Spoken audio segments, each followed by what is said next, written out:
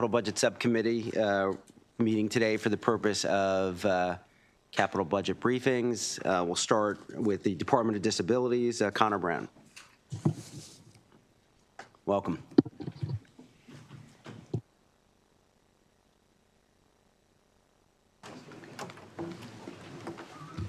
Thank you, Mr. Chairman. Good afternoon.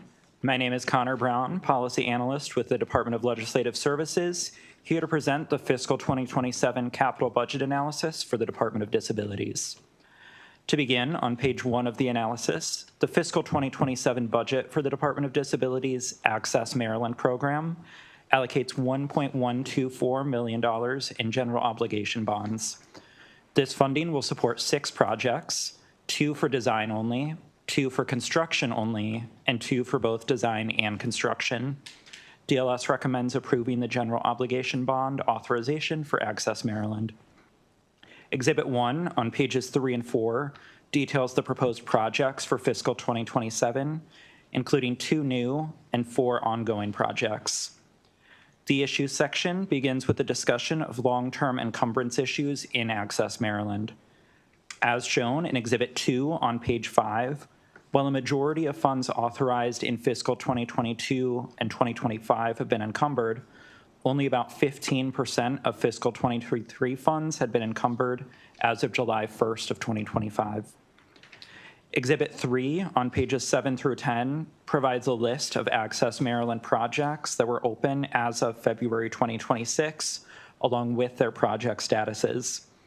It shows that 16 projects that were authorized between fiscal 21 and 26 had not yet encumbered funds for a variety of reasons, including coordination delays, site issues, and higher costs than estimated. 2 of those projects that have been delayed due to issues resulting in higher expenses receive additional funds in fiscal 2027. Finally, on page 11 is a discussion of factors causing delays, as well as MDOT efforts to address the challenges.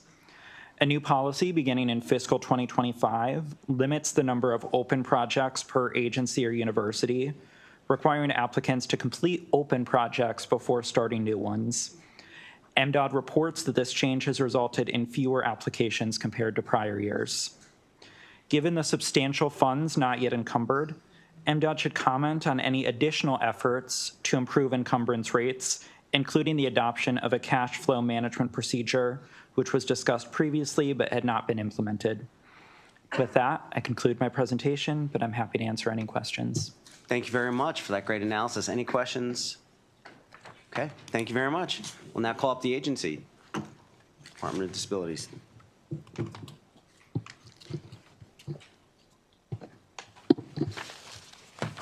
Welcome.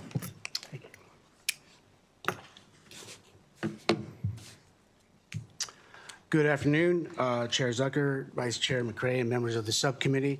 My name is, for the record, I am John Brennan, the Assistant Secretary for the Maryland Department of Disabilities. We are here today, or with me today is, to my right is Ms. Kiana Baker, who is the Program Director for Access Maryland, and to her right is Ms. Lori Barong, who is the Executive Director of the Maryland Technology Assistance Program. We are here to present testimony for the fiscal 27 capital budget request for the Access Maryland program. I want to begin by thanking our DLS analyst, Mr. Connor Brown, for his thorough analysis and for the recommendation to concur with the governor's allowance. We respectfully support the recommended action to approve the general obligation bond authorization for this program. The DLS analysis requested a comment regarding our funding priorities and the management of encumbrances. We want to assure the subcommittee that MDOD is fully committed to efficient fund disbursement, resource utilization, and improved program outcomes. As it relates to our current progress and strategies, as mentioned, we're in regular communication with both DBM and DLS to identify incremental changes to our process to reduce earmarked encumbrances. And we've implemented strategies to limit the number of open projects per agency or university. As a result of that, we've seen fewer applications and awards in FY 26 and 27, which we attribute to agencies taking a closer look at the readiness of their projects before submitting applications to us. While we focus on trying to build relationships with the various project managers throughout these application projects and working with them to overcome any barriers that they might have related to expending the funds. We are implementing a new accountability measure for FY28 to further prioritize, to optimize the pipeline and implement a change that we hope will encourage agencies to be more timely in the encumbrance of their funds. Starting in that cycle, awarded projects must complete their design plans within 9 months of award, and projects must begin encumbering funds for the design phase within 3 months of award. Failure to do so could result in canceling the project, barring any reasonable reasons for or explanations for noncompliance. Sorry. Finally, we are open to further exploring the adoption of a formal cash flow management procedure. We did, as the analyst mentioned, we did have conversations with both DBM and DLS back in May of 2025, and the decision at that point, or the consensus, was to focus on incremental changes. However, we're happy to start those, pick up those discussions again and see how a cash flow process might be implemented with the Access Maryland program. I'll conclude just to remind everyone that we're committed to the principle of continuous service improvement as outlined in our state disabilities plan. Thank you for your time, and we're happy to answer any questions the subcommittee might have at this time. Great. Any questions for the Department of Disabilities? Okay. Seeing none, I just wanted to, thank you very much. I failed to give the order, so I wanted to do, what we thought we'd do is we'll go Baltimore City Community College. I always take them last, so I'll take them up front. Then we'll have Interagency on School, Department of General Services, Department of Public Safety, Maryland Higher Education Commission, and then Department of State Police. Superintendent Jackson, I'm sorry to take you last. We have 22 witnesses, so I'm just kidding. We're going to do State Police. Well, Madam Miller, please. Thank you. Thank you.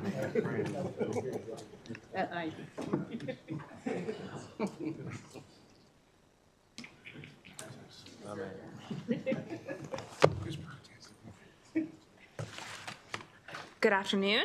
My name is Madeline Miller, and today I'll be presenting the capital analysis for the Department of State Police. The 2026 Capital Improvement Program, or CIP, includes 7 projects, of which 2 received fiscal 27 funding. A third project has pre-authorizations for its construction costs in fiscal 28 and 29.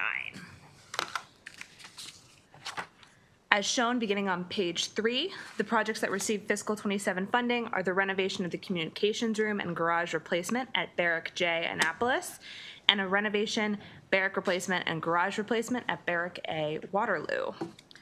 Barrack J is an ongoing project, and design began in February of 2024. This project will restore full functionality to the barrack and allow the assigned patrol fleet to be serviced since the existing garage is non-functioning. Construction is estimated to start later this spring and last approximately 1 year. Though the fiscal 26 capital budget bill pre-authorized $3.3 million in fiscal 27 to complete construction, approximately $3.6 million will be provided, reflecting the project's total cost increase 2.9% since last year's estimate. Information about Barrack A can be found on pages 4 through 6. This project will be completed in 4 phases. The first being a new garage will be built. Some existing structures will be demolished. Then the historic barrack, which dates to 1937, will be renovated and the new barrack built. And fourth, the barrack from 1980 will be demolished. The fiscal 27 budget would continue design. Funding was also provided for this purpose in last year's capital budget bill. Last year's funding was received without program approval, and that approval still has not yet been granted. The Department of State Police and the Department of Budget and Management both report that Part 1 and Part 2 document approval is expected by April of 2026, allowing the design phase to start. The department's out-of-year projects are on pages 6 and 7. 2 projects, Barrack L, Forestville, and Barrack Q, College Park, have previously received funding. Both are barrack and garage replacements in Prince George's County. As is discussed in the additional observations section on pages 9 through 10, these projects have experienced delays. For the 3 remaining projects, which in the out years, which are the renovation of Building D at State Police Headquarters, the Brooklynville New Public Safety Complex, and Barrack P in Glen Burnie, the CIP reflects fewer design funds in the first year of funding compared with last year's CIP to better align state spending with the projected design timeline.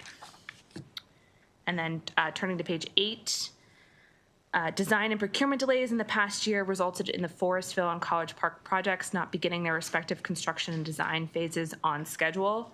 Exhibit 1 on page 9 compares the timelines assumed by recent CIPs for Forestville. This project first received program approval in June of 2022. This site, being next to an intersection and on a hill, has unique constraints that make it more difficult to plan. The design phase began in July of 2023. As of February 2026, the Department of General Services had yet to approve the design packet. And in its testimony today, the Department of State Police should provide a status update on that approval. The barrack is being procured through a design bid build methodology, and without that 100% design approval, construction bids can't be solicited. During the 2024 session, State Police estimated construction would begin in March of 2025, and then during last session, it was estimated that construction would begin in fall 2025. In advance of construction and due to the poor facility conditions, the personnel assigned to Forestville were relocated to the College Park barrack in July of this past summer. Even after approval of the design packet is granted, DLS estimates there will be a gap of about 6 months or more before construction can start. Given that approval was not granted in February and a construction start date of August 2026 is the current CIP assumes, that seems a bit ambitious just due to the gap that will be required. Assuming no further delays, though, funds for design and to begin construction that were received in July 2024 will have been unneeded for a minimum of 25 months. Given that the project also received construction funds in July 25, DLS concurs with the governor's allowance for the project to receive pre-authorizations in fiscal 28 and 29, but no fiscal 27 funding. While replacing Forestville is higher priority for the department due to its condition, it does not have to occur before construction begins in College Park. Despite that, the College Park barrack project has also been similarly delayed. Approximately $1.2 million was provided for design at the start of fiscal 24, but no design services have been procured in that time. Last session, DSP reported that DGS anticipated retaining a design firm in the fourth quarter of fiscal 25. The budget submission also assumed that design would begin in February of 2026. At the time of writing, no design contract had appeared in the before the Board of Public Works in February, and I can also state today that one does not appear in the March 4th or March 18th BPW agendas. A summary of operating budget impacts can be found in Appendix 1 on page 11, and in conclusion, DLS recommends approving all authorizations and pre-authorizations for the Department of State Police. I can take any questions at this time. Thank you so much for that great analysis, Ms. Miller. Any questions? Seeing none. Colonel, good to see you, sir. Good to see you, Feel free to bring up whoever you wish, sir.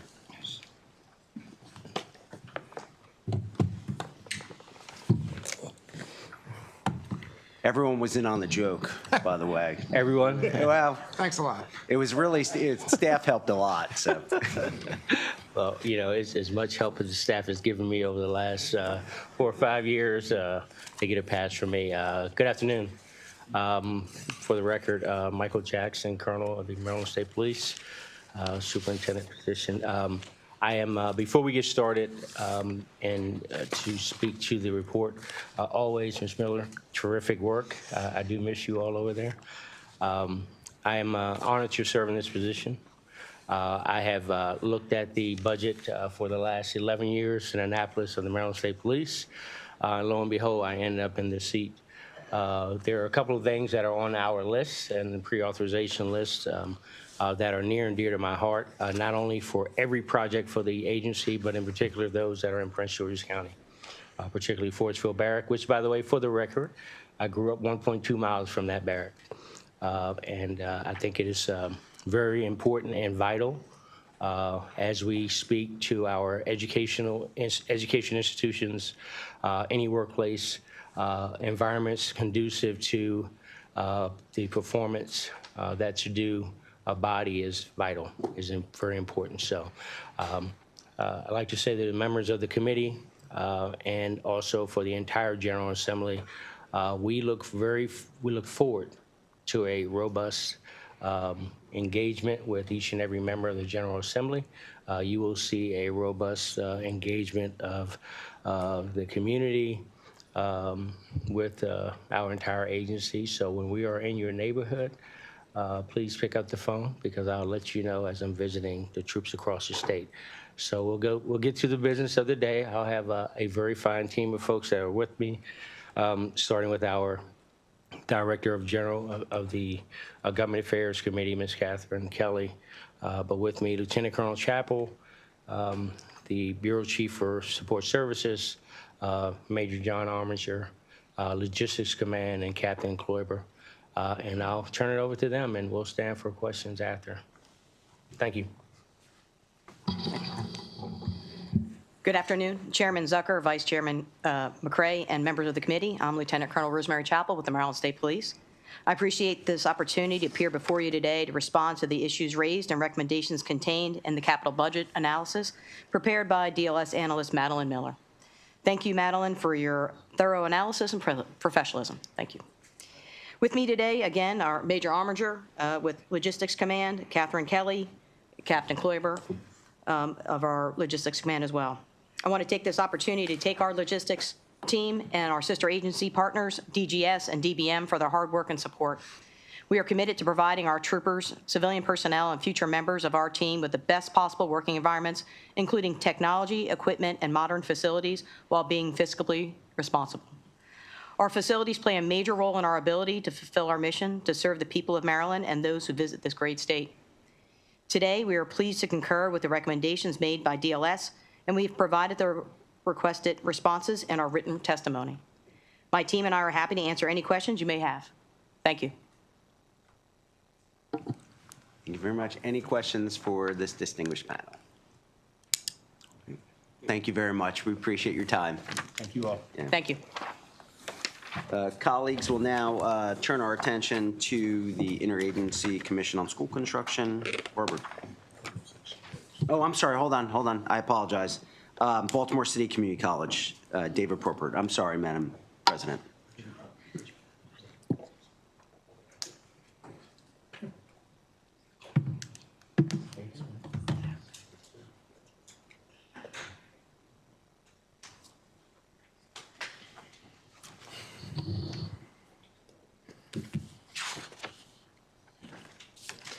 Thank you, Mr. Chairman. Beginning on the first page, this lists the planned project funding amounts in the 2026 Capital Improvement Program, or CIP, for Baltimore City Community College, or BCCC. Everything is funded with GO bonds, except for $2.2 million of general funds in the prior authorization bar. Moving to the update section at the bottom of page 2, the fiscal 26 operating budget included an authorization for BCCC to use $9 million of special funds from the college's fund balance to purchase an unidentified parcel of land adjacent to the Liberty campus. During summer 2025, BCCC stated it was working with the Department of General Services Office of Real Estate to develop a plan to purchase the property, and it anticipated submitting a facility program by October 30th, 2025. BCCC should comment on the status of its acquisition of the unidentified property, including its engagement with DGS and the status of the Part 1 and Part 2 program plan. Continuing to page 3, the Learning Commons renovation and addition is the only project proposed to receive funding in fiscal 2027. This project will replace outdated building systems and create a more efficient building layout to provide additional study space, among others. The existing Bard Library was built in 1965 and last underwent renovation in 1989. The library was constructed when housing books was the primary function, and it does not meet the standards of a modern library. The $9.8 million budgeted for fiscal 2027 is $11.7 million less than the amount planned in the 2025 CIP, due to a lengthened design timeline which delays the start of construction. Design has been lengthened from 15 to 21 months due to an extended review of schematic design documents by the Maryland State Board of Architecture Review, and further scheduling delays caused by vacancies within the college's Capital Facilities Planning Division. The Department of Legislative Services requests that the college update the committees on efforts to fill these vacant positions. The project is currently estimated to cost $44.4 million, which is a $2.3 million increase over the 2025 session estimate, and is primarily attributable to the extended schedule and the slightly higher monthly cost escalation rates set by DBM. The construction phase is expected to commence in March 2027. out-year projects are discussed beginning on page 4. The 2025 CIP program design and construction in fiscal 2027 and 2028 for the North Pavilion demolition. However, the college requested a change in scope, and the revised schedule and funding plan moves design funding to fiscal 28 and construction to fiscal 29 and 2030 to allow time for review and approval of the requested scope change. The president should discuss what the new scope entails. The nursing building renovation and addition will replace all major building systems and construct additions on the north and south sides of the existing structure.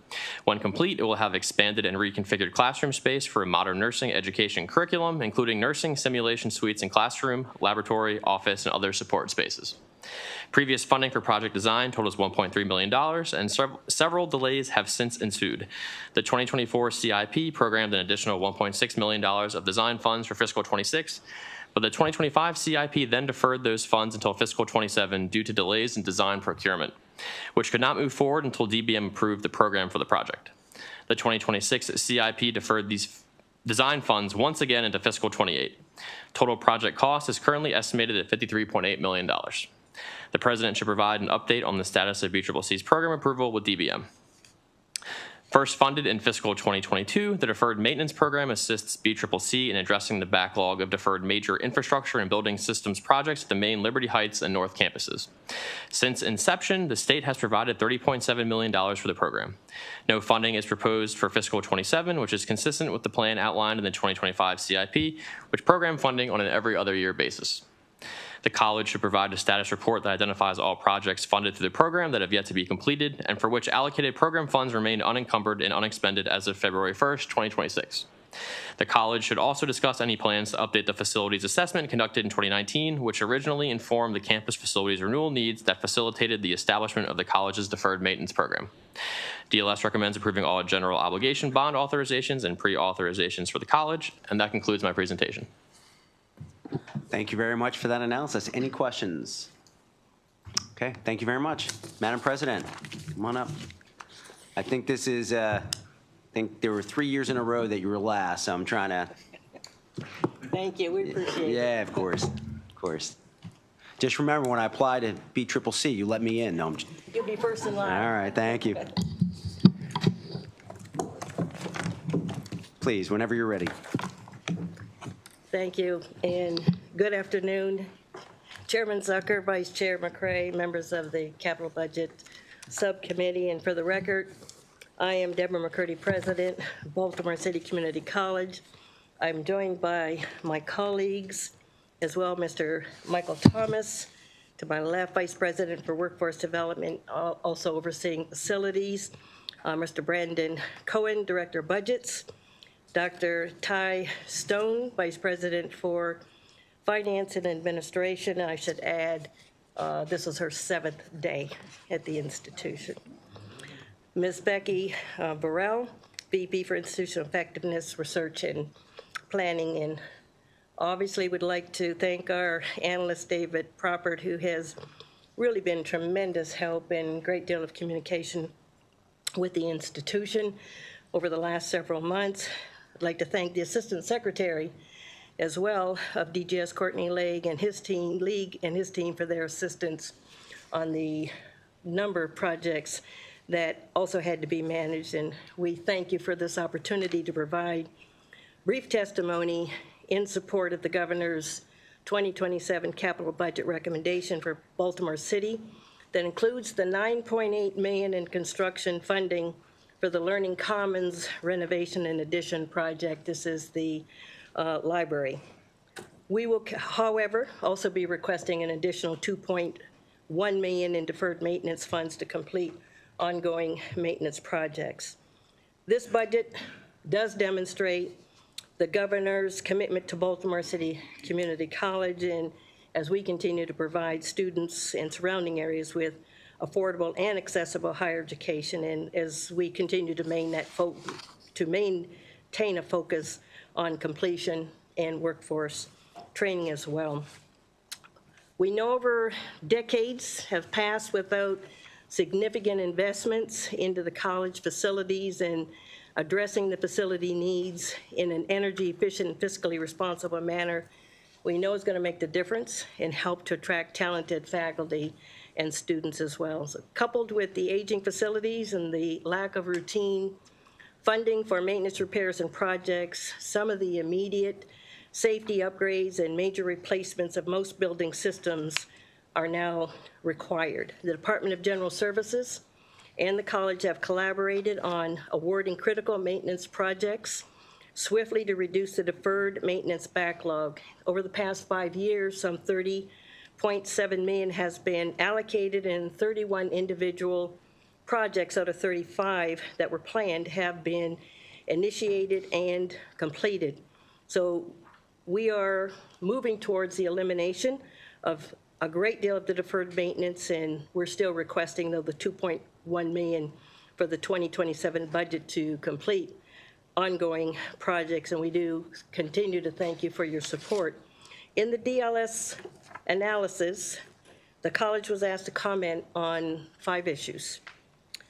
Issue 1, we were asked to comment on the status of its acquisition of unidentified property, including its engagement with DGS and the status of Part 1 and Part 2 program planning.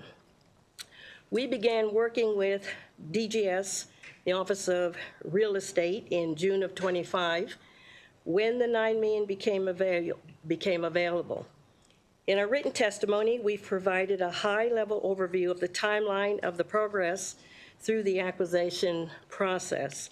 The collaboration work between DGS and BCCC has included a review of the title of the property, obtaining an appraisal, conducting a building assessment, and drafting the offer letter. We're currently reviewing the letter that should be submitted in the next few days via DGS to complete the contract, hopefully by May, and going on to BPW approval in June and sometime in the summer.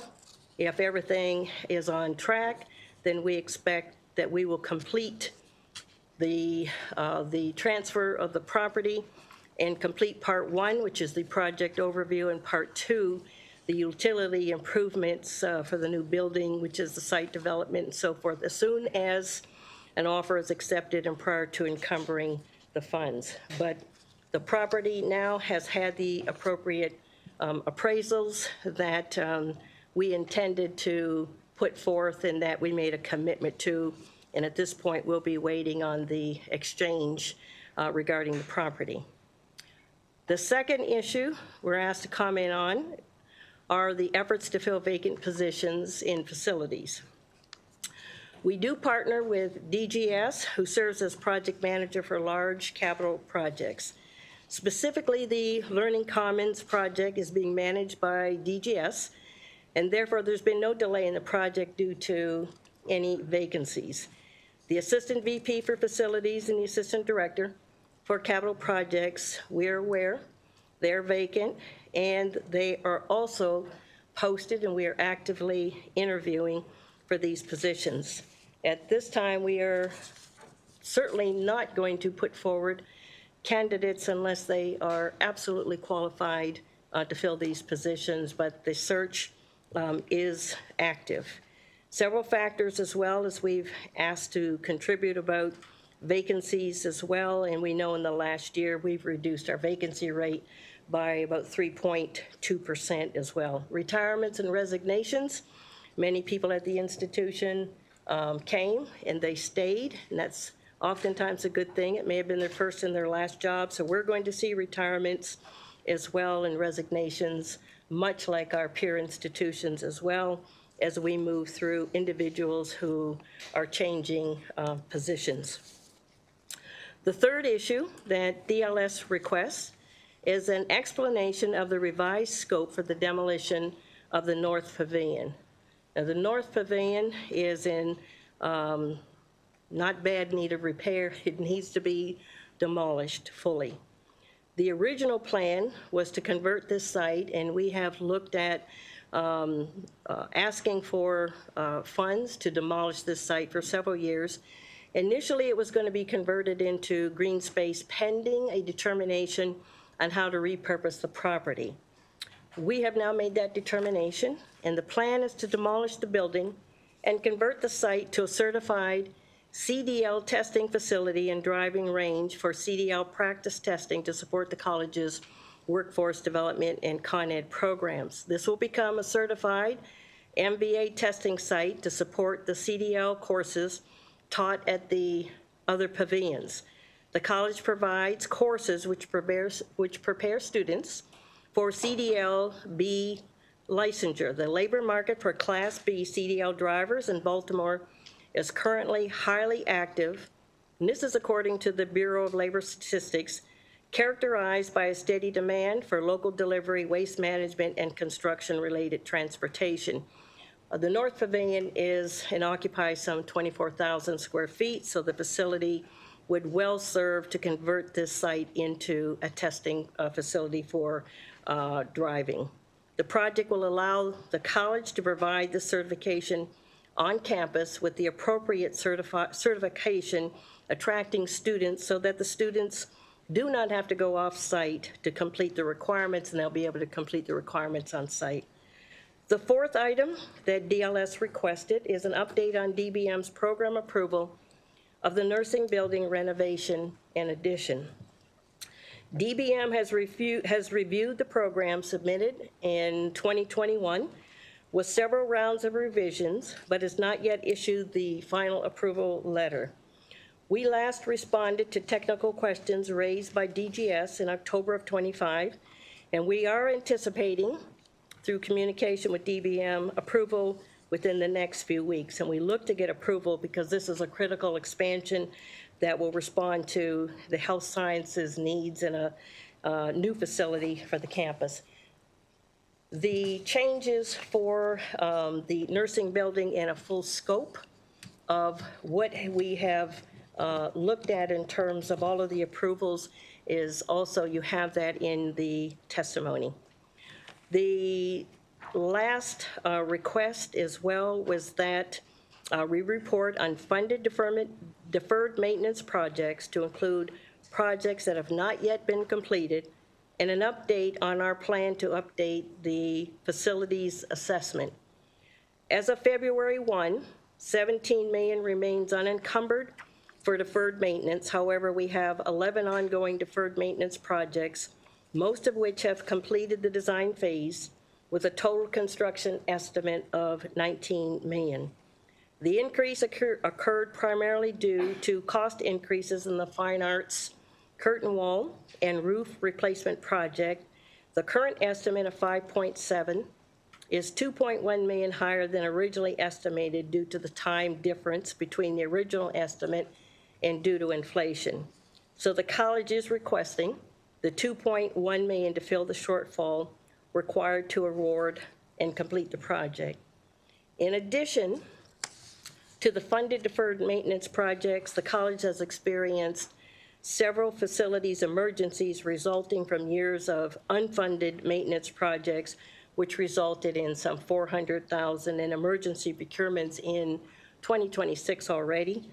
These were paid directly from the college's operating budget.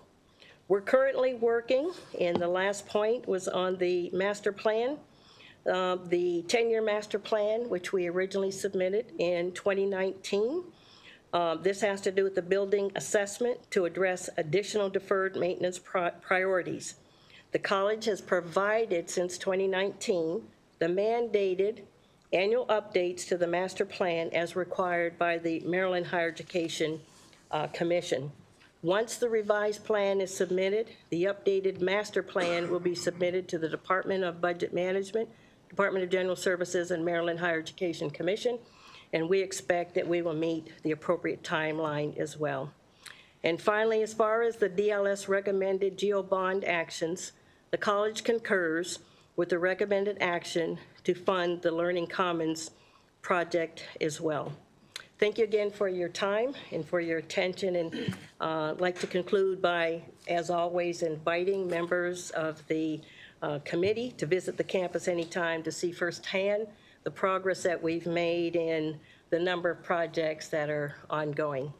So, Mr. Chairman, Vice Chairman, we can answer your questions, and the team is assembled here to provide the answers to any questions that you have. Well, thank you very much, Madam President. Any questions for this panel? All right, well, congratulations on day 7. Thank you. Forward to day 8. I was going to joke and say I have 20 questions for you, but I didn't want to get you. Good luck. Thank you. Thank you. All right. Appreciate it. Of course, of course. Thank We'll, committee will now turn our attention to Interagency Commission on School Construction. Barbara, please. Thanks.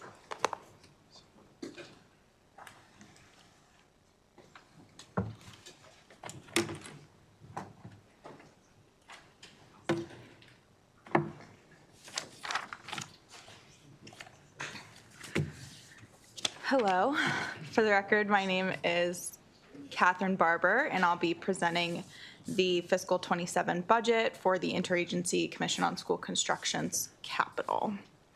Starting on page 1, the 2026 CIP allocates $522.5 million for 5 programs in fiscal 27.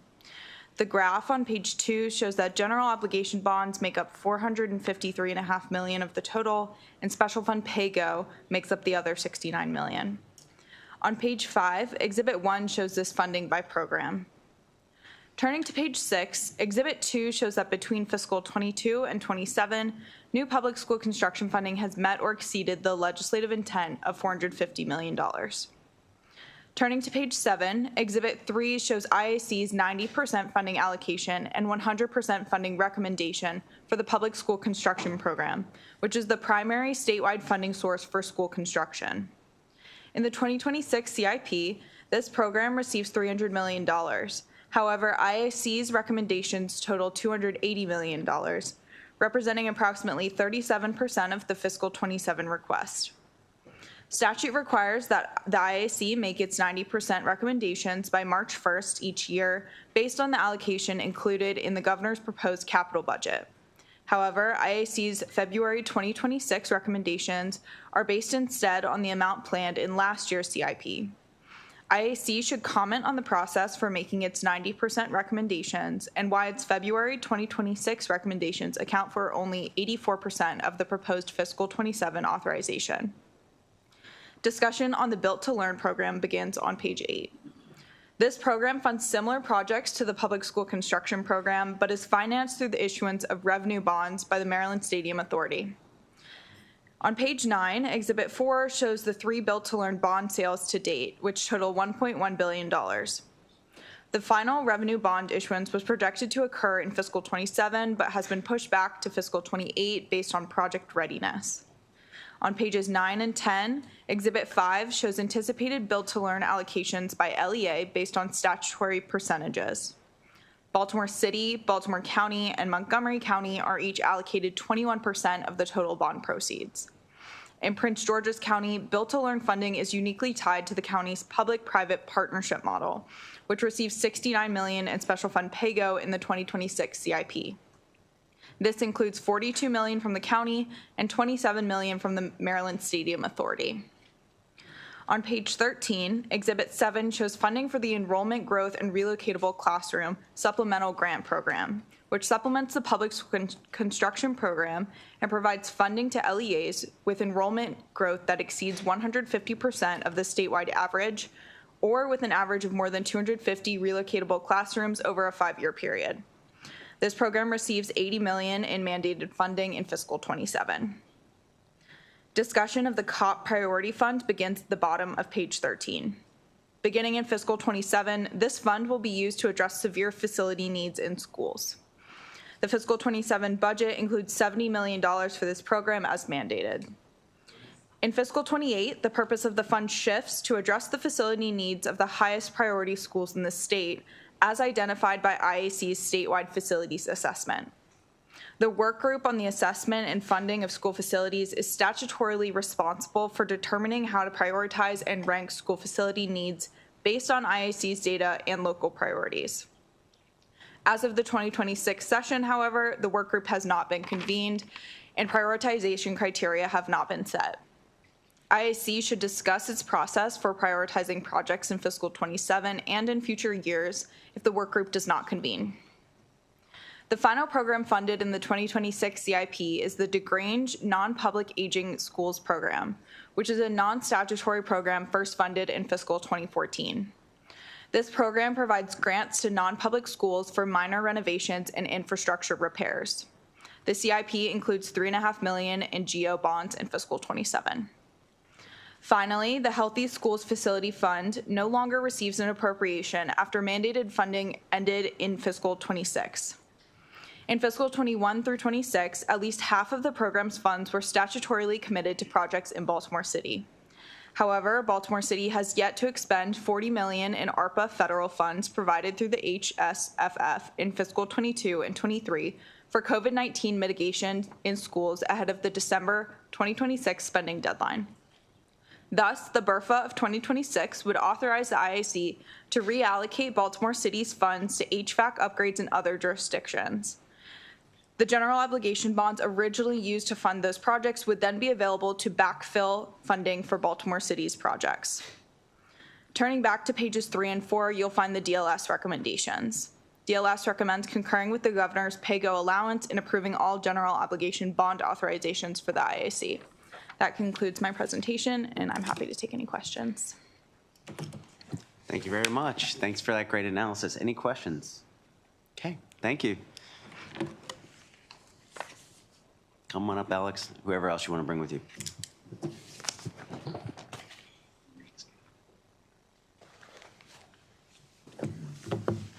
Welcome. Thank you. Thank you, Mr. Chair, Mr. Vice Chair, and members of the subcommittee. For the record, I'm IAC Executive Director Alex Donahue, and with me today is IAC Funding Programs Manager Arabia Davis. Chair Casemeyer sends his regards and regrets that he cannot be here today due to what I hope is a run-of-the-mill late winter virus and not COVID. Thank you for this opportunity to testify on our capital budget, and our thanks to Catherine Barber for the thorough analysis and for all of her support. First, some brief context for the IAC's capital request. We appreciate very much the tough fiscal situation that the state is in this year. We're not here today to pound the table for more than the budgeted amount. We have given the General Assembly and Governor Moore the IAC's best available data on the urgent facilities needs, which exceed the current legislative funding target by about $170 million this year.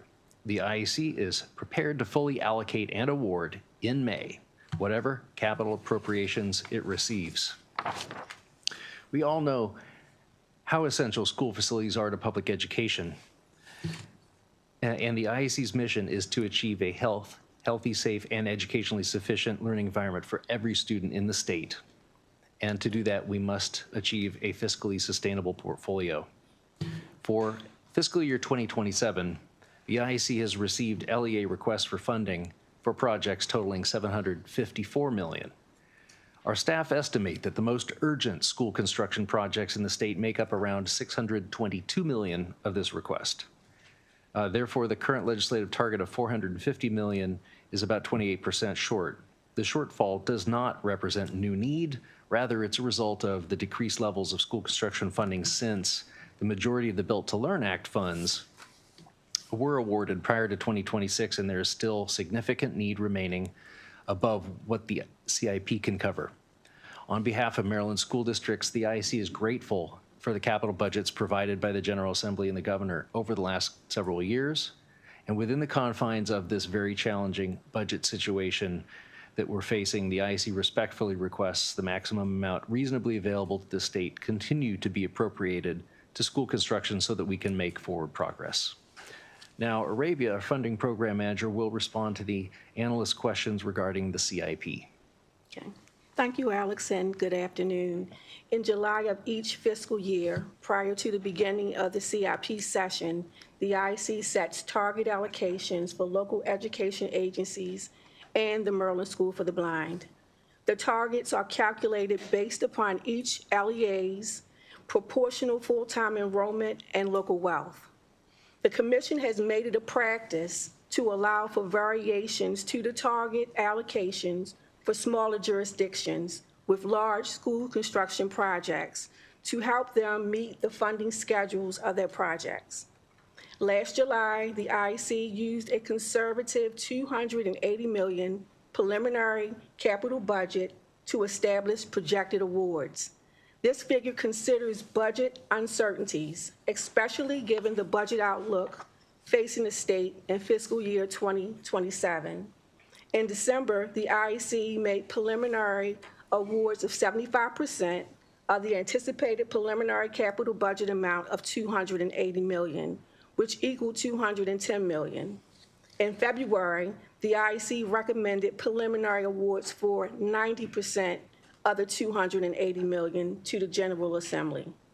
These two preliminary phases allow the IEC to indicate to counties and school districts the projects to which it expects to award the reasonably likely capital appropriations.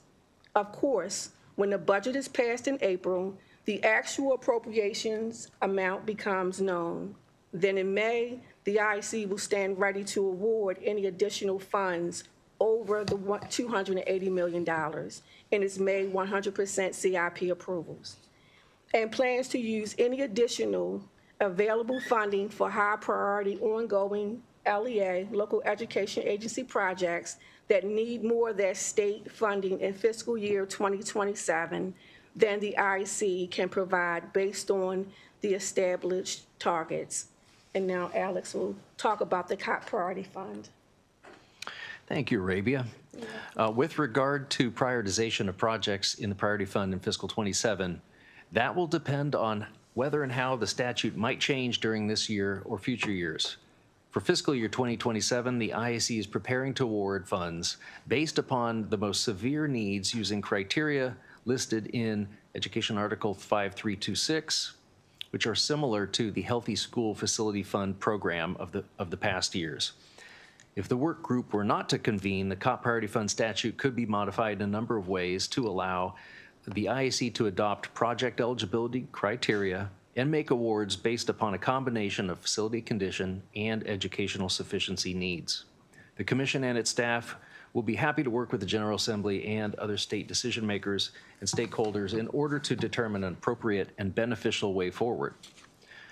How the question is answered, by the way, on that program will not affect how the IEC prioritizes projects in the CIP, which will remain unchanged from past years. And now we're happy to stand for any questions the committee might have. Thank you very much. Any questions, this panel? Mr. Executive Director, I do want to, at some point, connect with you again on the non-public special ed schools and school construction. Happy to do so. Seeing no other questions, thank you very much. Thank you. The committee will now turn our attention to the Department of General Services. Ms. Ryan.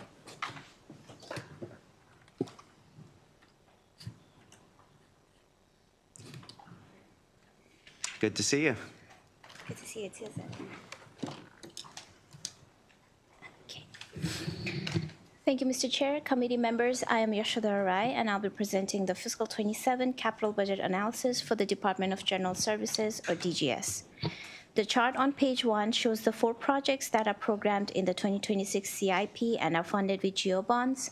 Fiscal 27 budget includes about $2 million for the Treasury building renovations and about $281,000 for the Wineland building renovations. The 2 charts on page 2 show that about $126 million is programmed for various statewide and regional grants and loans in the 2026 CIP.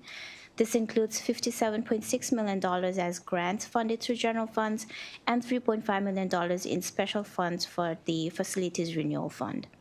All key observations on page 3 will be discussed through the presentation. Beginning at the bottom of page 4, the analysis provides updates for 3 projects. The first one is the State Center complex demolition. As of October 2025, 7 of the 12 agencies have completed their relocation to a new office space. The remaining agencies are estimated to be relocated by the first quarter of calendar 27.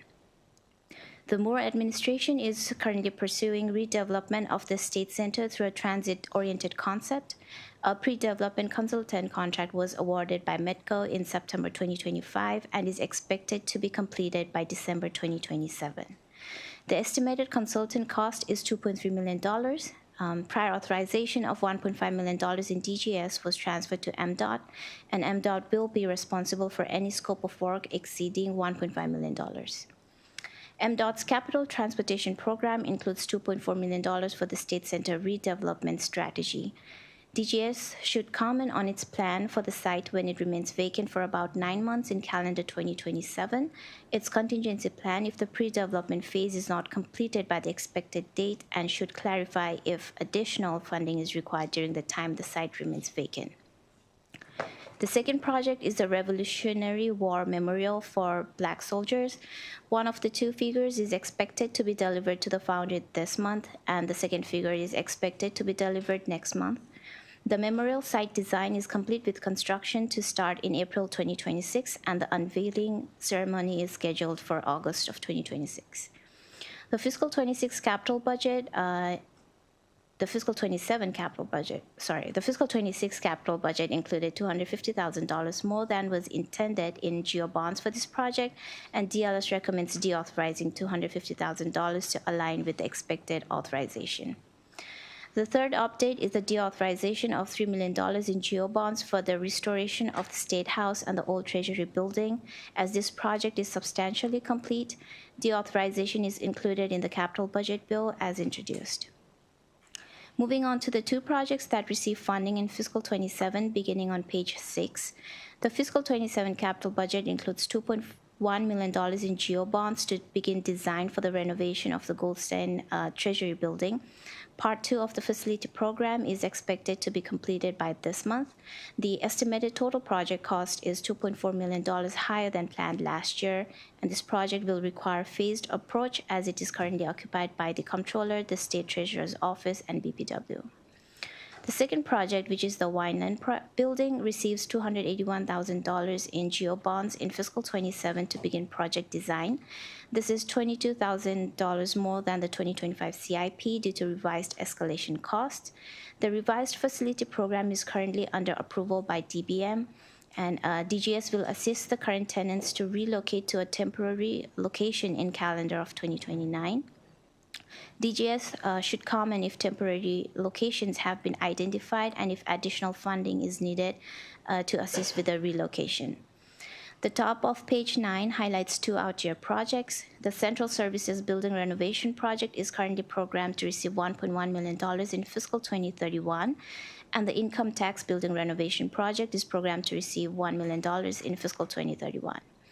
Moving on to the two statewide funds that DGS administers, Exhibit 1 on page 10 shows that a total of $316 million for the Facilities Renewal Fund is programmed over the next 5 years.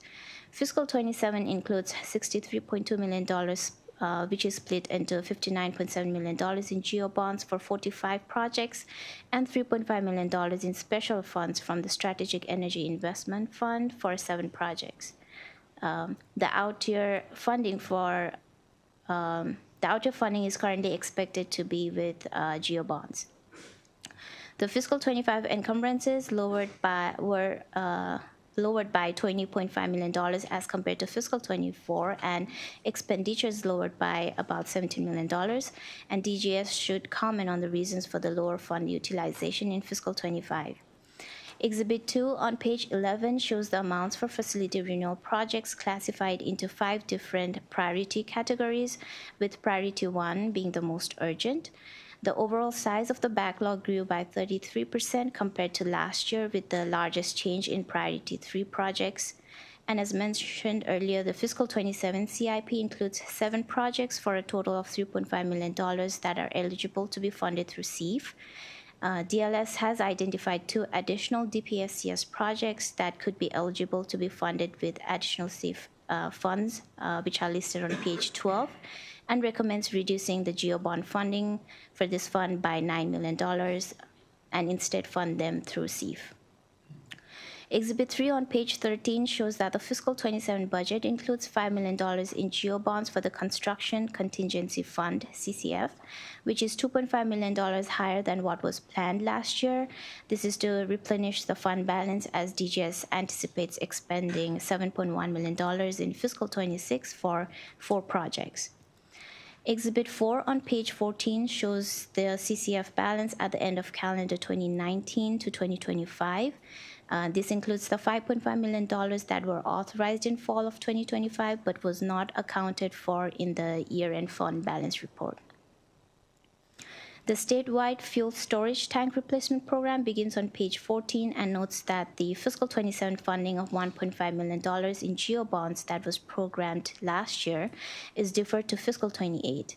As of January 31st, 2026, this program has an unencumbered balance of $4.1 million.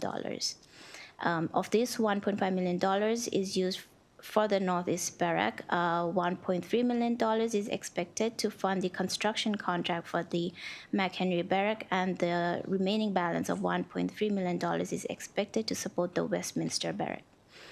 Exhibit 5 on page 15 lists the 5 miscellaneous grants included in the fiscal 27 budget for a total of $67.6 million, which includes $10 million in GEO bonds for the University of Maryland Enterprise Corporation project.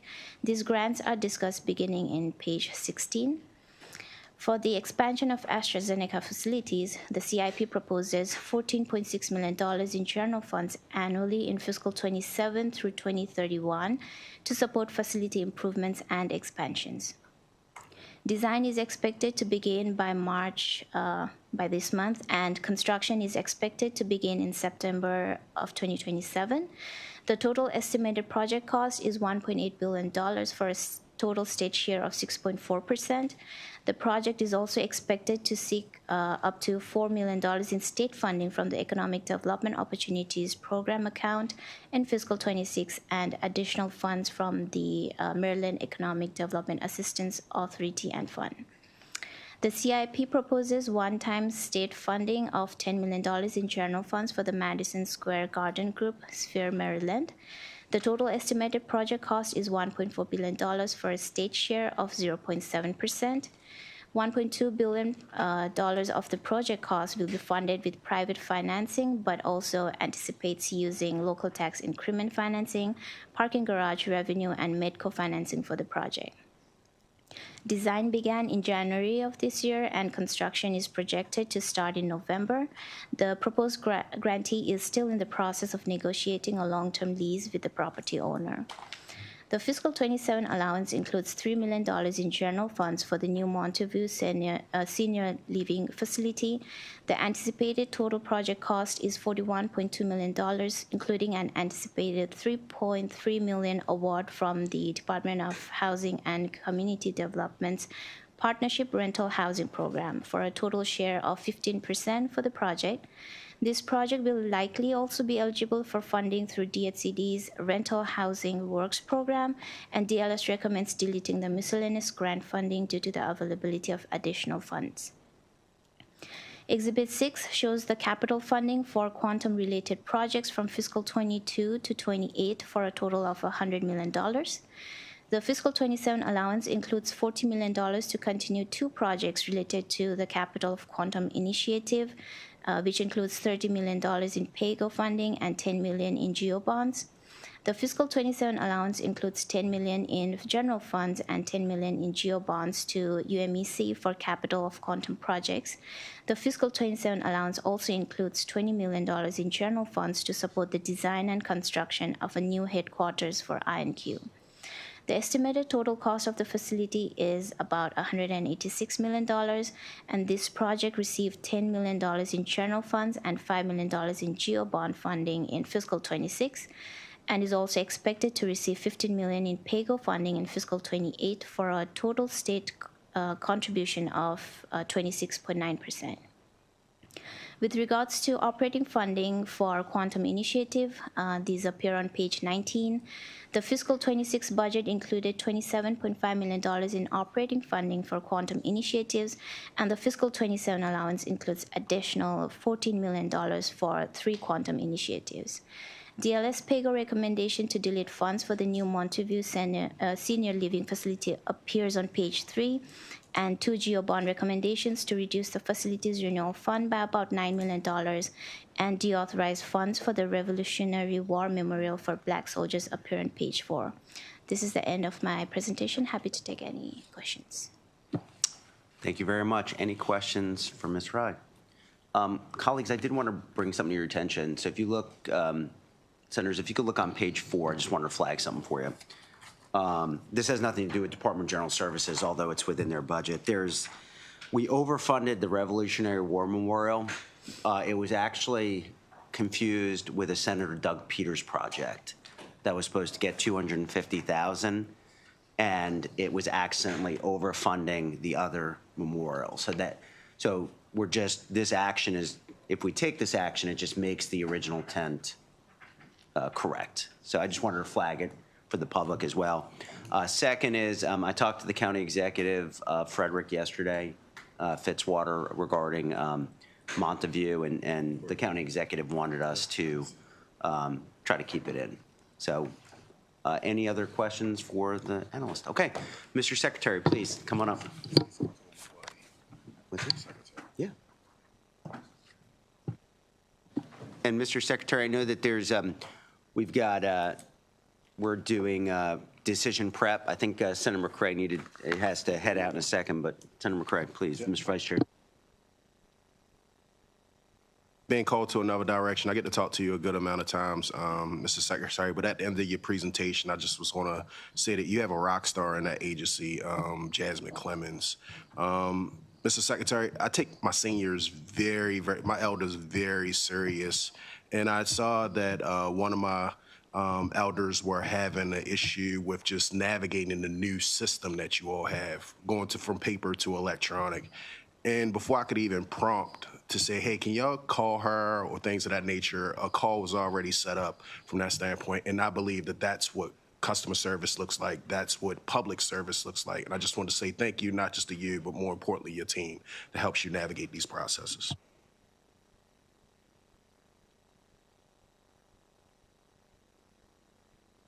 Thank you very much, Mr. Vice Chairman. And that's what we're trying to do, make sure we get the white glove service and improve that customer service level so everyone feels included, regardless of their computer skill level. They'll be able to engage with us, and we're able to fill out forms for them on their behalf. And very happy to have. Yeah, no, appreciate that, sir. Thank you. I'm very happy to have Jasmine on our team.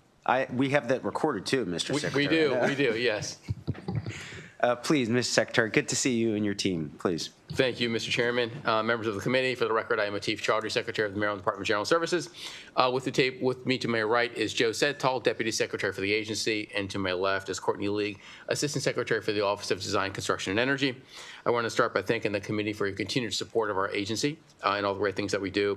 And I also want to thank our DLS analyst, Yasha Rai, for her commitment to understanding our mission while providing a very strong overview of our agency and her analysis. Throughout the past year, DGS has remained steadfast in its mission to support state agency partners and advance their initiatives. Our office and dedicated nearly 800 employees continue to deliver vital services that support all three branches of state government and impact every corner of our great state. In the last year alone, DGS has completed the exterior and grounds renovations for the State House and reopened the old Treasury building for the first time in more than 30 years.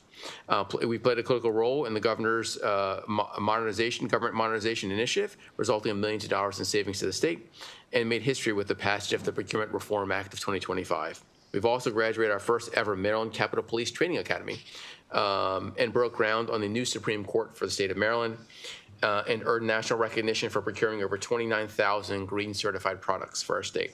We've installed over 120 new EV charging stations and completed construction of the new state-of-the-art Mabel Hubbard District Court in Baltimore City. We've also completed 189 projects valued at more than $128 million and are currently managing over 556 active projects totaling at more than $3 billion. In the DLS analysis, there were 3 capital budget recommended actions. We agree with one recommendation, partially agree with another, and disagree with one. And Mr. Chair, you mentioned one, which is the recommendation 1, deletion of $3 million in funds for the new Monteview Senior Living Facility due to the availability of funding through the Department of Housing and Community Development.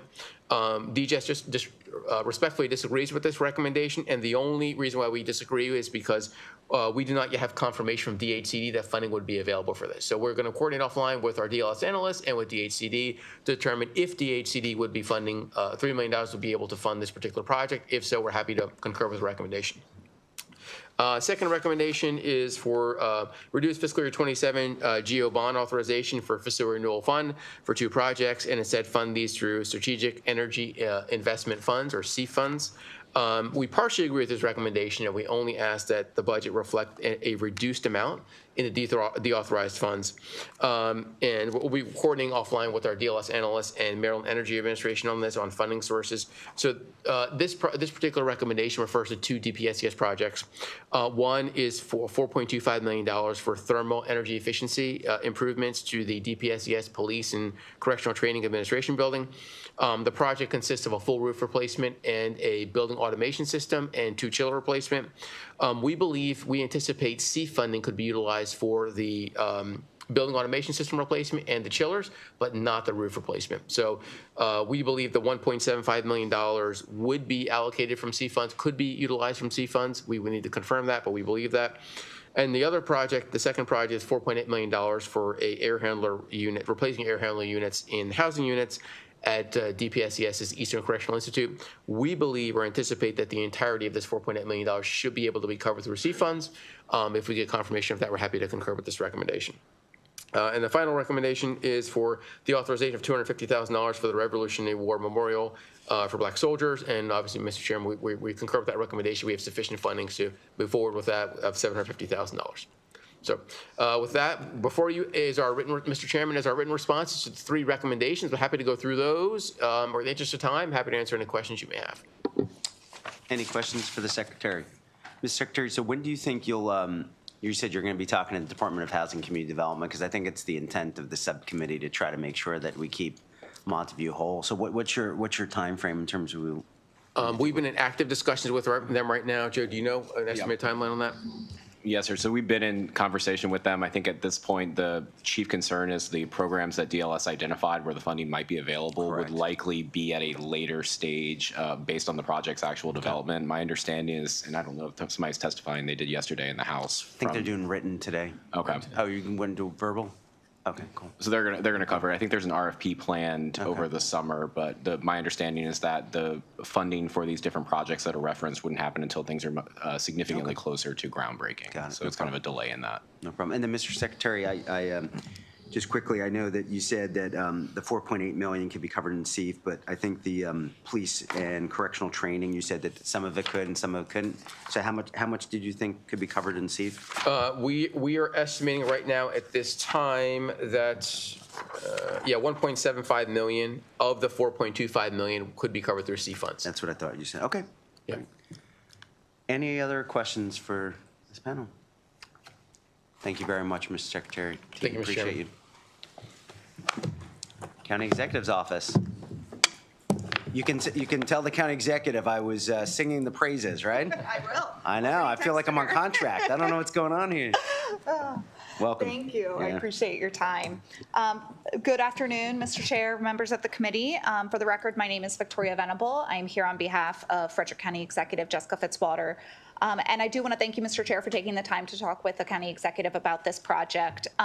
We are really excited about this project. It is a bit of a unique model that we're trying to do in a couple of different places in Frederick County, and that's using county-owned land to bring down the cost of affordable housing and reach more deeply affordable levels for our residents. So as you may know, Frederick County is a fast-growing community, but our older adult cohort is actually our fastest-growing population, and it's growing about 3 times the rate of the rest of the community.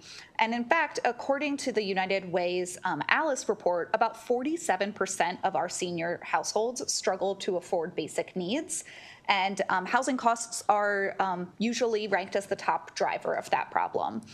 So the state funding that we are requesting and are grateful is in the proposed budget will allow the county to include 84 deeply affordable units, directly advancing our shared commitment to expanding accessible, affordable housing options. This will be co-located with senior services in the county, providing that helpful service and accessibility that we need for our seniors. The county, just to give a little bit of background on process here, the county will be issuing a request for proposals this summer. And once the developer is selected, they will apply for the appropriate DHCD funding. While the developer may receive some of that DHCD funding that we're familiar with, the state budget support that's proposed here would allow the project to reach more deeply affordable levels for the community. In fact, it's very difficult for developers to commit to units for households that have income levels less than 60% AMI. But with this state funding and leveraging county-owned land, we expect to be able to have units between 50 and 30% AMI, so reaching those deeply, deeply affordable units for our lowest earners and our fixed income seniors. So on behalf of the county executive, I urge you to pass the governor's budget with this project included, and I thank you for your time and consideration. Thank you very much. Thank you. Any questions? All right, thank you. Colleagues, we'll now turn our attention to the Department of Public Safety and Correctional Services. Josh Weinstock.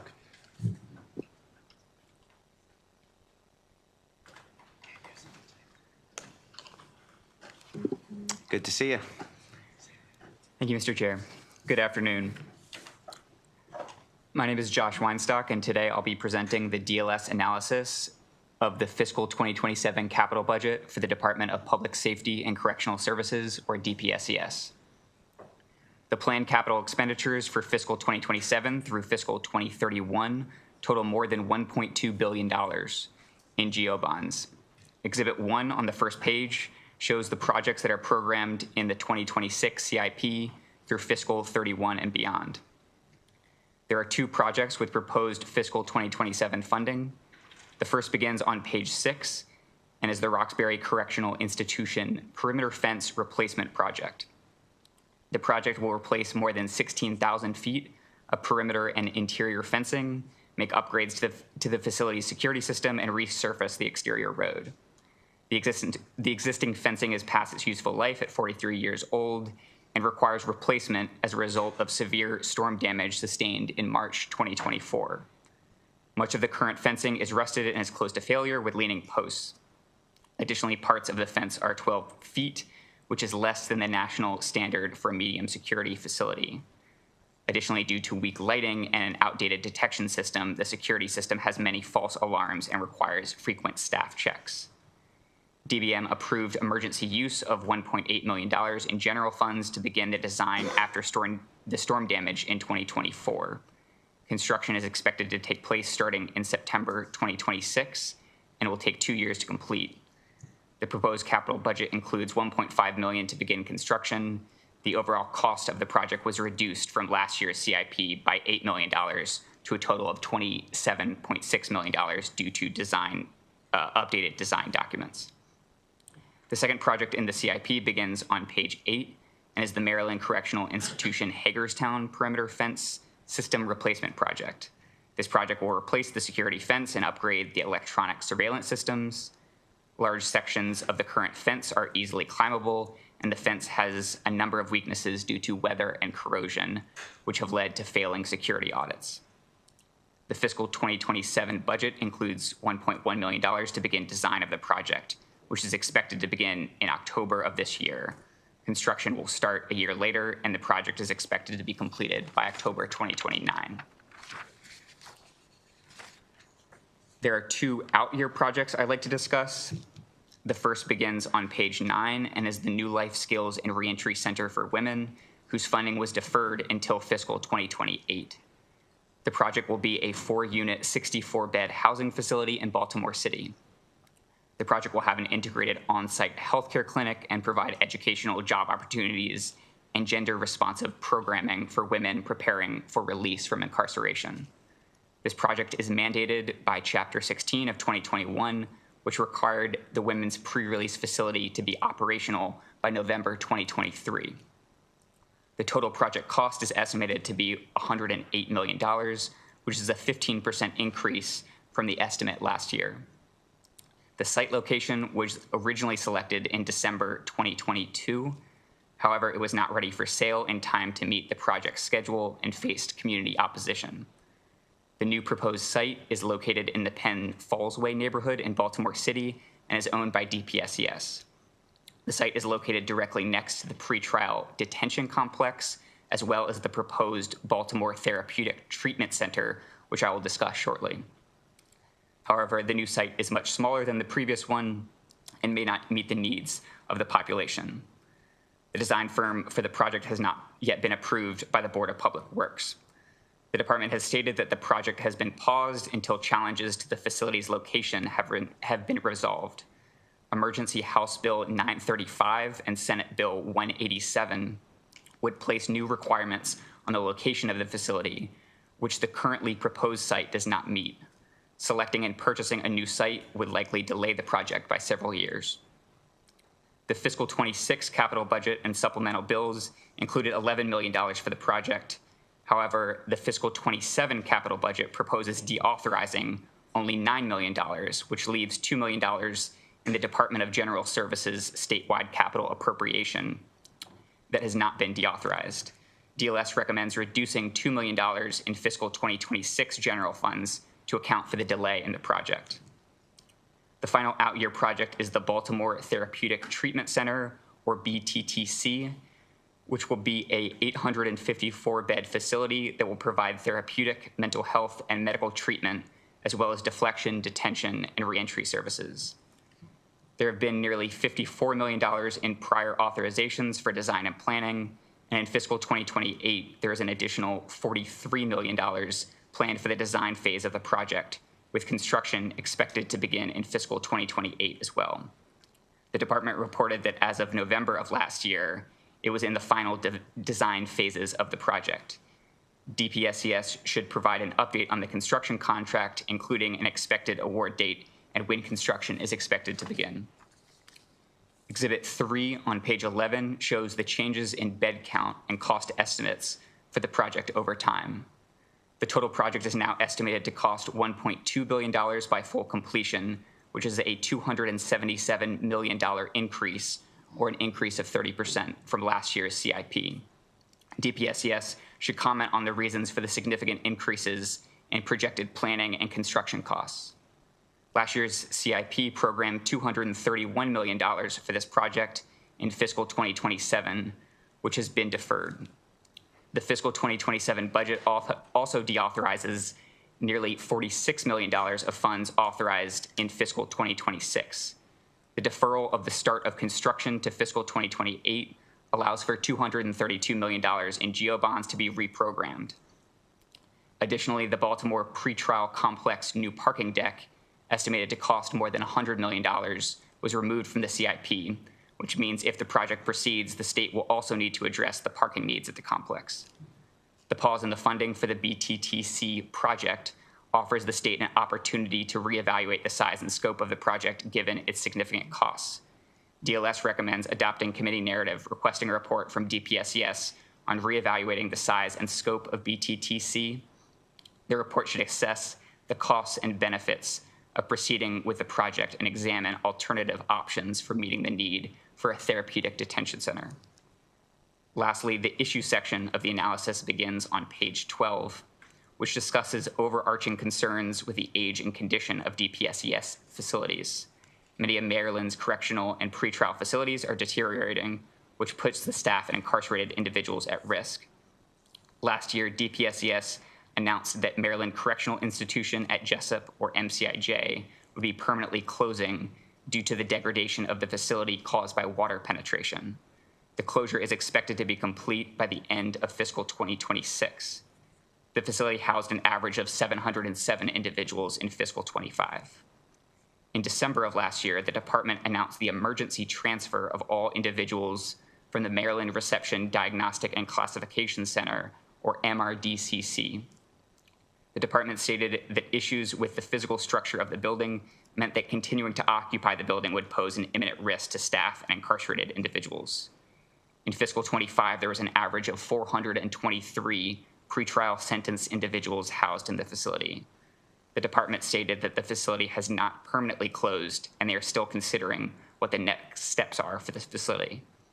The department should comment on whether it has sufficient capacity in its other facilities to absorb the transferred population from MCIJ and MRDCC. It should also discuss whether it is concerned with the structural integrity of its other 16 facilities. That concludes my presentation. Thank you. Thank you very much. Any questions? Thank you so much for that great analysis. Call up the department, come on up.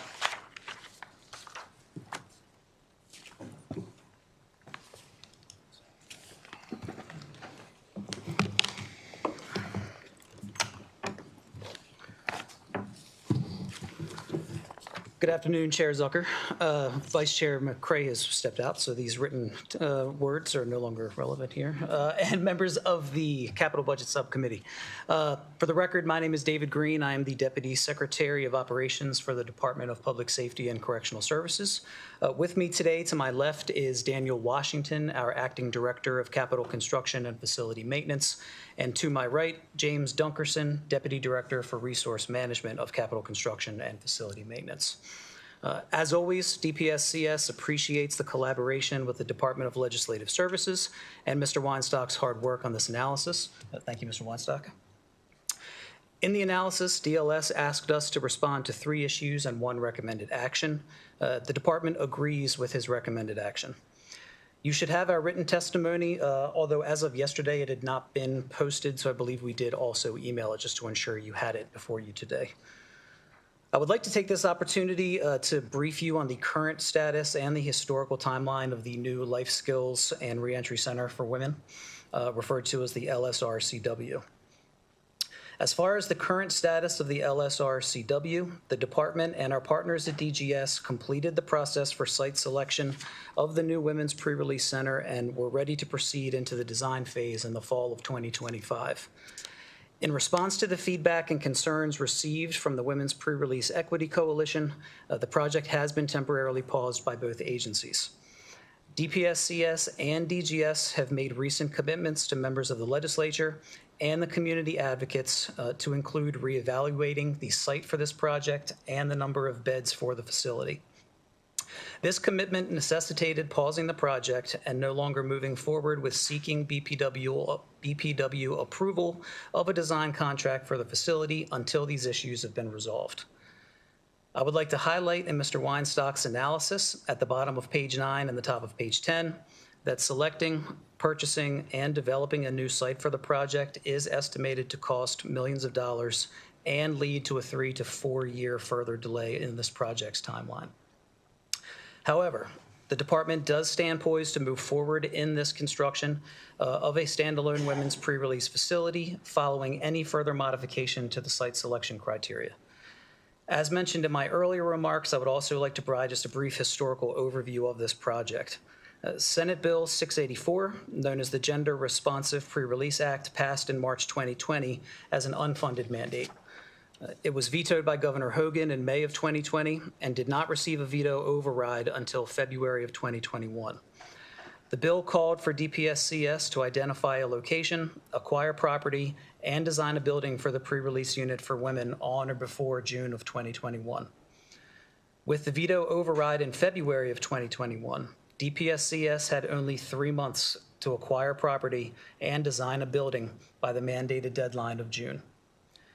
Because the bill was vetoed and did not factor in the state's capital project procurement processes, as a result, construction could not begin by the mandated deadline of September 2021, and the facility could not possibly begin operating by June of 2023. It's important to highlight that the DLS fiscal note analysis for the Gender Responsive Pre-Release Act stated in part that it is unlikely that DPSCS can meet the bill's deadlines without exemptions from the state capital project procurement process. Since FY23, the project has received a total of $9.25 million in funding, which was designated for the design. We have been working very closely with our partners at DGS because DPSCS is no longer classified as a primary procurement unit, and we can no longer engage in the procurement of construction and construction-related services for our correctional facilities, or the supplies, the materials, and the equipment in support of construction and construction-related services. I would also like to take just a brief moment to note that the Gender Responsive Pre-Release Act required that the pre-release facility be located in or adjacent to the zip code where the largest percentage of incarcerated individuals are likely to be released. DPSCS and DGS followed the law as written, and the LSR CW site was selected based on the top known zip codes for released women in the state of Maryland. The department conducted an in-depth analysis of 20 zip codes throughout the state to determine the location where the most women were returning. DGS arrived at 16 possible sites within the geographical requirements and investigated the availability and procurement requirements against the mandated timelines required by the law. Multiple locations were reviewed for the LRSCW, and 3 potential locations were selected. As mentioned in DGS's testimony, 2 of the identified locations were public schools in residential areas owned by Baltimore City, and 1 of those schools was actually still in operation at the time. Due to these circumstances, community opposition, and the length of time needed to acquire property, those sites were not viable options.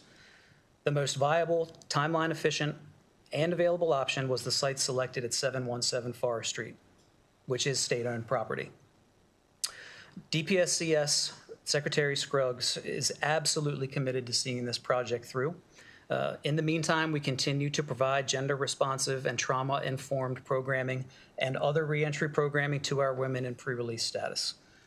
Thank you for the opportunity just to provide a little bit of that additional background, and we are here to answer any questions that you may have. Senator Quarterman.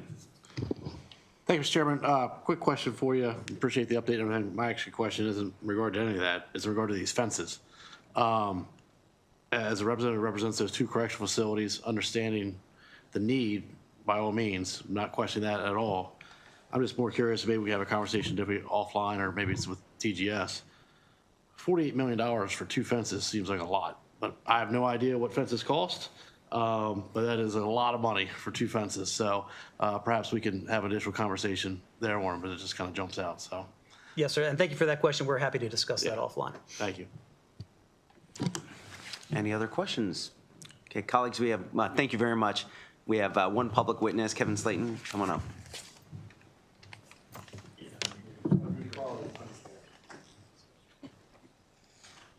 Welcome.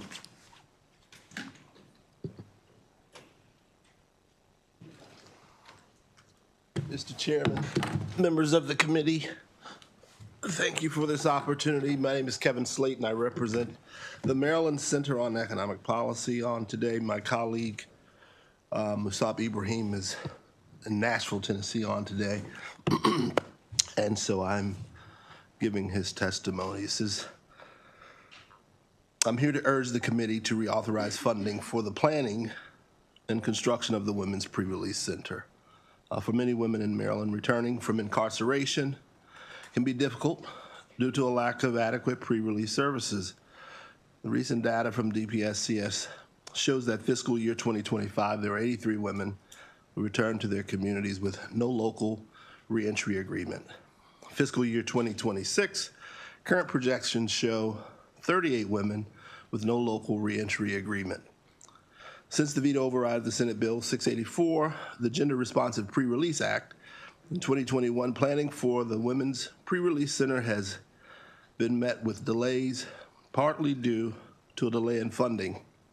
It's not until the 2023 session that the legislature actually allocated $3 million in general obligation bonds and $2 million from the general fund to DPSCS's capital budget in order to begin planning and construction.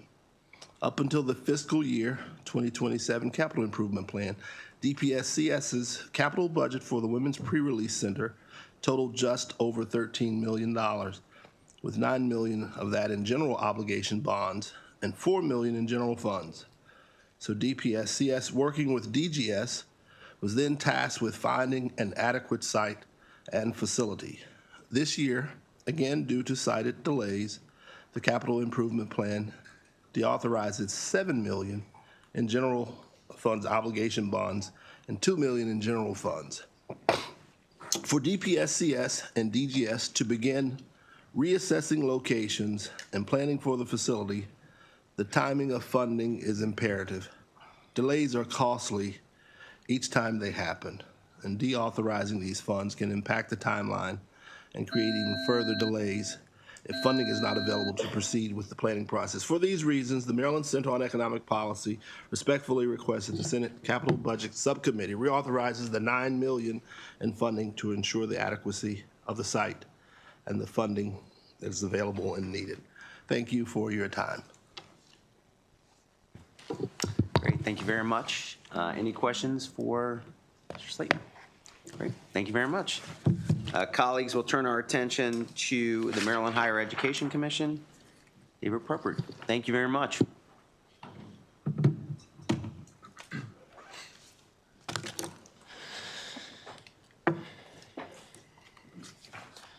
Thank you, Mr. Chair. As displayed on the first page, MHEC has 2 grant programs that are fully funded by GEO bonds, the Community College Facilities Renewal Grant Program and the Community College Construction Grant Program, which receives the most funding out of the 2. Exhibit 1 on page 4 shows the total funding for the construction grant program from fiscal 2021 to the planned amount for fiscal 2031.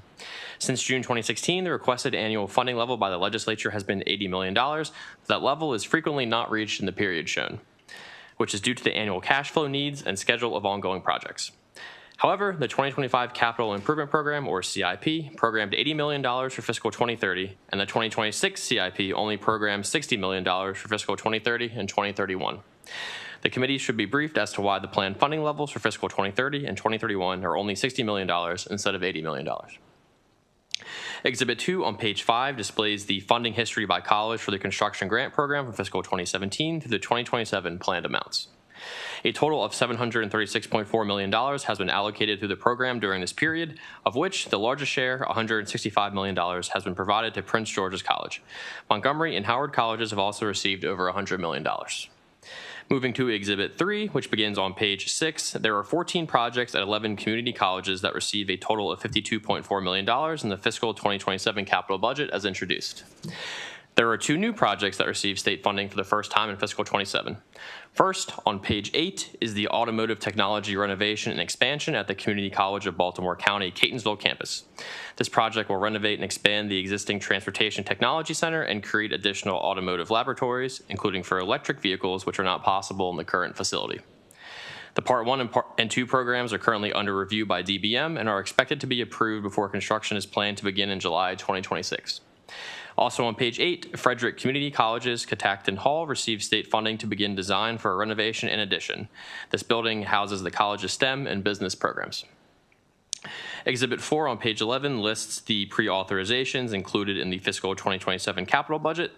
The 2027 session column contains $65.1 million for fiscal 2028. The 2028 session column contains $68.5 million for fiscal 2029. And the 2029 session column contains $25.8 million for fiscal 2030. Below Exhibit 4 are 2 projects that received pre-authorizations for fiscal 2027 but did not receive any funding in the fiscal 27 capital budget as introduced.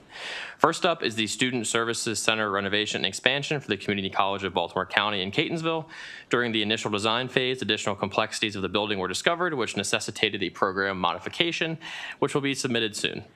Second is the new Germantown Student Services Center for Montgomery College. The program for this project is not yet fully approved, and the college is waiting for this to occur before proceeding with design. Moving to page 12, the construction grant program always has numerous ongoing projects with evolving timelines as work is performed and schedules are updated. Even after accounting for the approximately $70 million of expenditures for the first half of fiscal 2026, there remains about $194 million in unexpended funds dating back to at least fiscal 2022.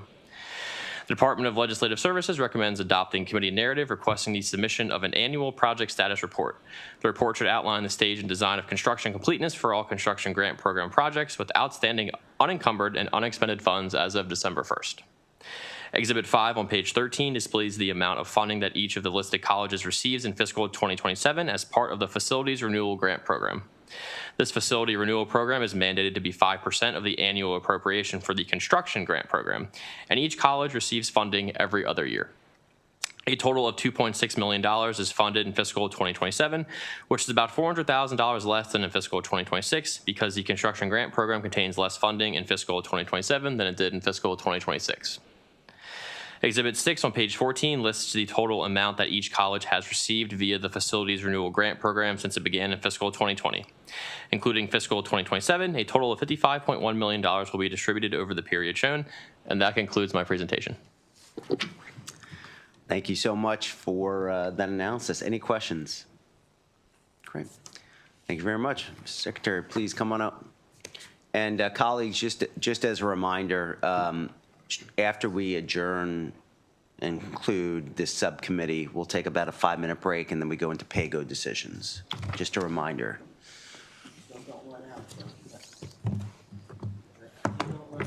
Do not run away. Do not run away. So you can do PAYGO, just don't go. Good afternoon, Chair Zucker and members of the subcommittee. For the record, my name is Sanjay Rai.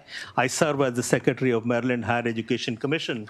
I am joined by 2 colleagues, Ms. Megan Music, Executive Director of our External Relations, and Mr. Dan Schuster, Capital Budget Analyst at Maryland Higher Education Commission.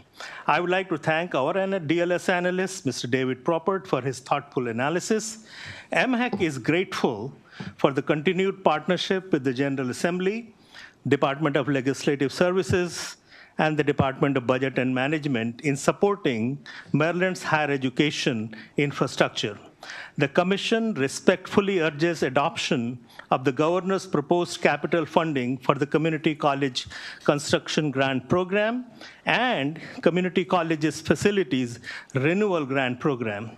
These programs ensure that Maryland's community colleges can maintain safe, modern, and workforce-aligned facilities that serve students and employers across every region of the state.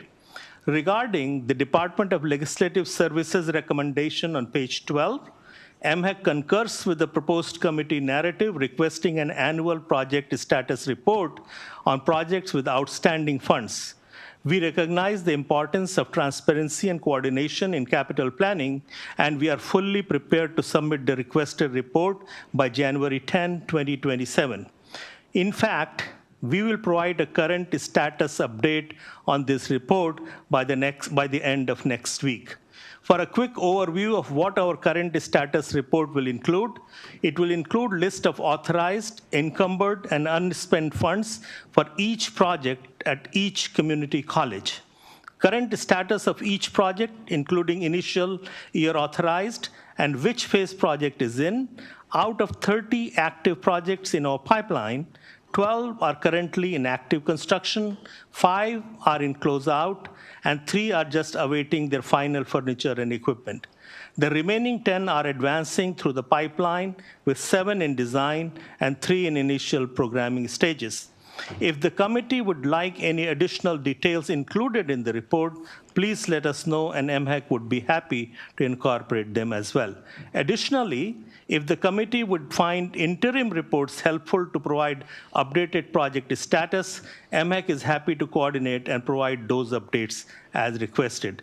We also continue to work closely with DBM, DLS, and our community college partners to monitor project timelines and ensure that the state capital funds are deployed efficiently and transparently. We appreciate committee's continued support of Maryland's community colleges and their role in preparing the state's workforce. Thank you, and we are happy to answer your questions. Any questions for the Secretary? Seeing none, thank you very much. Guys, come on up, please. Thank you for your patience. Appreciate it. We're saving the best for last, so thank you, guys. Absolutely.